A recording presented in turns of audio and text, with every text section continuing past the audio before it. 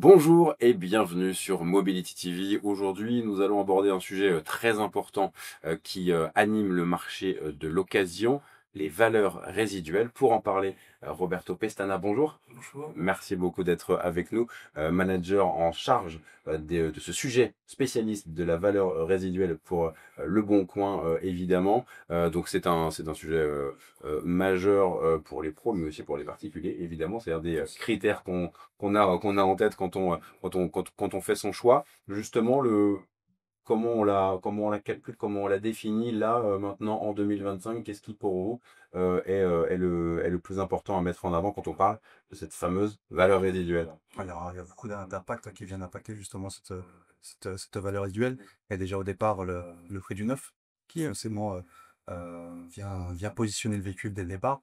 Ensuite, l'attractivité de la marque, du segment, l'énergie, enfin voilà, toutes ces choses-là viennent directement impacter la valeur résiduelle. Et est-ce que vous observez que ce sont des choses qui évoluent peut-être plus rapidement qu'avant, que justement l'évolution de nouveaux types de modèles, évidemment, on va parler un peu des motorisations. Est-ce que voilà, ce sujet qui était peut-être un petit peu voilà, un sujet de fond, de long terme, là, vous le voyez évoluer?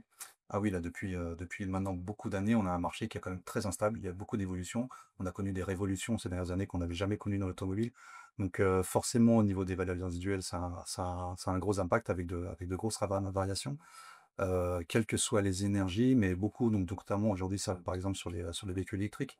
On a eu notamment, donc, comme je vous le disais, de grosses variations du prix du neuf qui ont un impact direct sur les valeurs résiduelles. Et est-ce que du coup sur l'électrique, parce que c'est effectivement intéressant de voir un petit peu ce que les motorisations entraînent sur ces valeurs résiduelles, quelles sont les particularités de l'électrique qui n'existaient pas, ou moins en tout cas sur d'autres motorisations qui font que là ça bouge rapidement? Bah, avant, hein, sur les autres énergies, on était quand même sur des technologies qui étaient relativement stables, avec des autonomies qui étaient stables, avec très peu de variations. Et là, surtout l'électrique, oui, il y a beaucoup de nouveaux modèles, de nouvelles technologies. Il y a des paramètres qui sont totalement différents, par exemple les recharges. Donc déjà les autonomies, des autonomies qui étaient très vastes, qui ont beaucoup évolué ces dernières années, qui ont forcément rendu obsolètes les C'est premiers ça. modèles. Dès un nouveau modèle arrive avec une plus grosse batterie, plus d'autonomie, sur le même type de véhicule, là on le voit en quelques mois, ça peut, comme vous le dites, rendre obsolète une voiture. Et est-ce qu'on a, alors c'est pas sur une voiture, par exemple, sur un SUV un peu «classique» entre guillemets, est-ce qu'on peut donner un pourcentage de ce que ça peut Bon, jouer, ou c'est vraiment dépendant des marques oui, c'est vraiment dépendant des marques, c'est très dur parce que vraiment déjà l'autonomie, l'élément, l'un des plus gros freins à l'achat d'un véhicule électrique. Donc forcément, c'est un des premiers items qui va être regardé.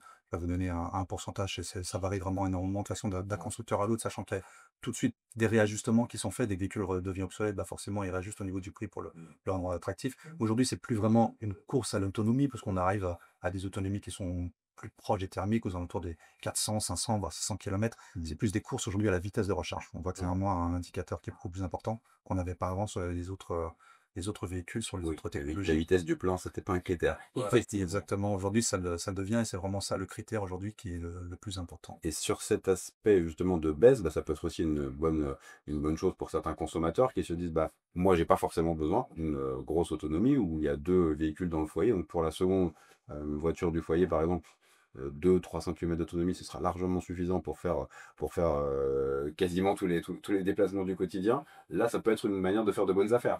Oui, clairement, mais ça reste de toute C'est façon. moins sympa pour le vendeur, mais bon. Mais je pense que ça reste quand même un frein, même si dans la logique, aujourd'hui, les gens ne roulent très peu au quotidien. Et si, voilà, s'ils peuvent recharger à la maison, les 200 km d'autonomie, ça serait largement suffisant. Ça reste quand même, voilà, on cherche quand même, on se dit au cas où, je ne veux pas toujours pas Ouais. être bloqué. Donc, ils cherchent toujours un 300, 400 km minimum d'autonomie, hein, sur le véhicule. On le voit, hein, certains véhicules qui sont sortis avec des 180, 200 km, c'est très compliqué sur le marché. Et vraiment, les prix sont très agressifs là-dessus.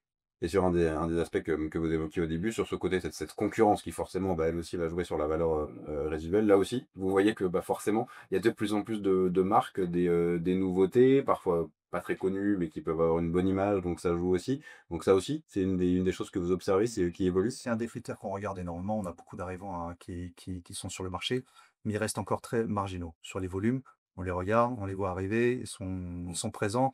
Ils ont été freinés un peu, voilà, c'est sur les marques chinoises exceptionnellement, ils ont été freinés par les taxes, mais ils risquent de revenir très rapidement avec, forcément des usines qui vont être construites en Europe. Donc dans les 2-3 prochaines années, ça risque de vraiment devenir de vrais concurrents avec beaucoup plus de volume. Et il y a une des choses qui est intéressante à évoquer avec vous aussi, c'est l'apport de l'IA dans ce que vous faites au quotidien, dans ce que vous regardez justement ces évolutions. Très concrètement pour vous, qu'est-ce que ça vous, à quelle étape vous avez une facilité pour digérer toutes ces données? Dans cette, instabilité générale, aujourd'hui, on se base vraiment beaucoup sur la data. On a de la chance aujourd'hui avec Leboncoin, avec Larius d'avoir énormément de data et donc on aura vu tout notre système de valorisation, qui est basé aujourd'hui beaucoup sur de l'information, sur de l'IA pour justement nous donner toutes ces tendances que l'on analyse, hein. On reste toujours de toute façon sur un côté humain pour valider, les valeurs résiduelles, mais sur toute cette instabilité avec toutes ces nouvelles marques, ces nouvelles technologies d'hybridation, micro-hybridation, hybridation rechargeable, électrique, il y a beaucoup de tendances, Faut beaucoup de arriver à choses s'y qui se passent. retrouver côté, Exactement. consommateur, mais aussi du coup pour vous Voilà. forcément il faut Donc, bien, beaucoup bien d'indicateurs. classifier tout ça, ouais, ouais. Exactement. Beaucoup d'indicateurs basés sur de l'IA pour justement être le plus réactif possible et réajuster aux besoins les valeurs résiduelles et tous les engagements d'entreprise qui ont déjà été pris par les constructeurs, par les financeurs ou tous les autres Et là parties aussi, distribution. ouais, voilà, et vous le voyez évoluer, et il y a ce côté un petit peu agent IA, ou en tout cas que vous allez nourrir des données comme vous le citiez, de l'Argus, Le Bon Coin. Donc c'est vraiment des données qui sont éduquées, j'allais dire, avec Bien sûr. enfin une IA qui va être éduquée avec vos données. Donc ça vous permet d'avoir cette précision. Des précisions et de réactivité, hein, que ce soit sur les prix de vente, les prix de reprise, les rotations, enfin voilà, toutes ces tendances, toutes ces informations que l'on peut collecter qui nous permettent d'être le plus réactif possible. Aujourd'hui, c'est vraiment ça, c'est de pouvoir réagir le mieux possible, le plus vite possible. La réactivité sur les valeurs résiduelles, ça bouge énormément. Mais merci beaucoup, c'était très clair. On a bien compris les enjeux de ce sujet qui est un vrai sujet de fond. Merci beaucoup C'est à vous. Roberto Pestana pour le Bon Coin, et au plaisir de vous retrouver sur Mobility TV. À bientôt.